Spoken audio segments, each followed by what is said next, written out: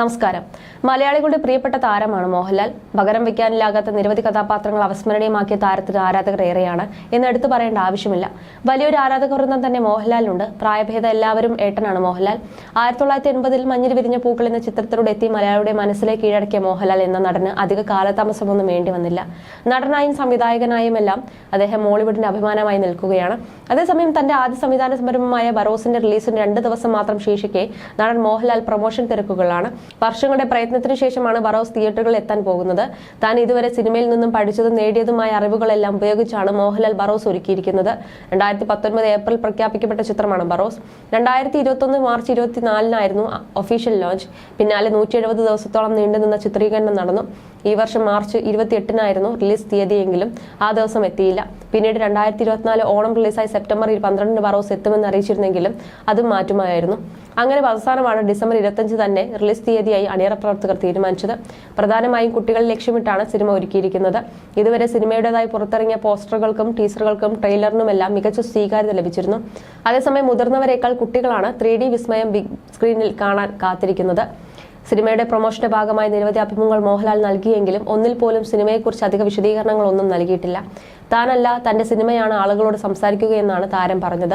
അതേസമയം ബറോസ് പ്രൊമോഷന്റെ ഭാഗമായി ഗലാട്ട പ്ലസിന് മോഹൻലാൽ നൽകിയ അഭിമുഖവും ചില ഫോട്ടോകളും പുതിയൊരു ചർച്ചയ്ക്ക് വഴിവെച്ചിരിക്കുകയാണ്. അടുത്തിടെയായി മോഹൻലാൽ പൊതുചടങ്ങുകളിൽ പ്രത്യക്ഷപ്പെടുമ്പോഴെല്ലാം കഴുത്തിൽ ഒരു ചെറിയ സിൽവർ കുരിശ് കാണാം. ആഭരണങ്ങളോട് പ്രിയമുള്ള മോഹൻലാൽ മാല, മോതിരം, വാച്ചുകൾ, ബ്രേസ്ലെറ്റുകൾ എന്നിവ സ്ഥിരമായി ഉപയോഗിക്കാറുണ്ട്. പക്ഷെ ആദ്യമായാണ് കുരിശുള്ള മാല ധരിച്ച് താരത്തെ ആരാധകർ കാണുന്നത്. അതുകൊണ്ട് തന്നെ ഇതെല്ലാം സോഷ്യൽ മീഡിയയിൽ ഒരു ചർച്ചാ വിഷയമായി. മോഹൻലാൽ ക്രിസ്തുമതം സ്വീകരിച്ചോ, മാമോദിസ മുങ്ങിയോ എന്നിങ്ങനെയൊക്കെയാണ് ഒരു വിഭാഗത്തിന്റെ സംശയങ്ങൾ.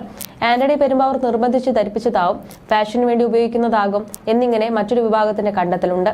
മോഹൻലാൽ കുരിശുമാല ധരിച്ച വീഡിയോയും അതോടനുബന്ധിച്ചുള്ള ചർച്ചകളും ചൂടുപിടിച്ചതോടെ സിനിമ റിവ്യൂവറും യൂട്യൂബറും ബിഗ് ബോസ് സീസൺ 6 മത്സരാർത്ഥിയുമായിരുന്ന സീക്രട്ട് ഏജന്റ് എന്ന സായി കൃഷ്ണ പ്രതികരിച്ച് പങ്കുവച്ച വീഡിയോയാണ് ശ്രദ്ധ നേടുന്നത്. ഫാഷനു വേണ്ടി കുരിശിട്ട് നടക്കുന്ന വ്യക്തിയല്ല മോഹൻലാൽ എന്ന് സായി കൃഷ്ണ പറയുന്നു. കുരിശു കഴുത്തിലിടുന്നത് മതവുമായി കൂട്ടി കുഴക്കേണ്ടതില്ല. ചിലർ ഒരു പോസിറ്റിവിറ്റി കിട്ടാനായി കുരിശു കഴുത്തിൽ അണിയാറുണ്ട്. കയ്യിൽ കൊന്ത സൂക്ഷിക്കുന്നവരുണ്ട്. മോഹൻലാലിനെ പോലൊരു നടൻ ഫാഷനു വേണ്ടി റിയൽ ലൈഫിന് കുരിശിട്ട് നടക്കുമെന്ന് തോന്നുന്നില്ല. സിനിമയിൽ ഇട്ടേക്കും, പക്ഷെ റിയൽ ലൈഫിൽ ഒരിക്കലും അതൊന്നും ചെയ്യില്ല. കാരണം മതം, മതപരമായ ചിഹ്നങ്ങൾ എന്നിവയോടെല്ലാം ബഹുമാനമുള്ളയാളാണ് അദ്ദേഹം.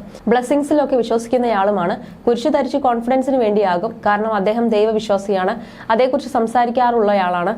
പ്രകൃതിയെക്കുറിച്ച് വരെ സംസാരിക്കുകയും അദൃശ്യ ശക്തിയിൽ വിശ്വസിക്കുന്നയാളുമാണ് സീക്രട്ട് ഏജന്റ് പറയുന്നു. സായി കൃഷ്ണയുടെ നിരീക്ഷണത്തെ മോഹൻലാൽ ആരാധകരും ശരിവെക്കുന്നുണ്ട്.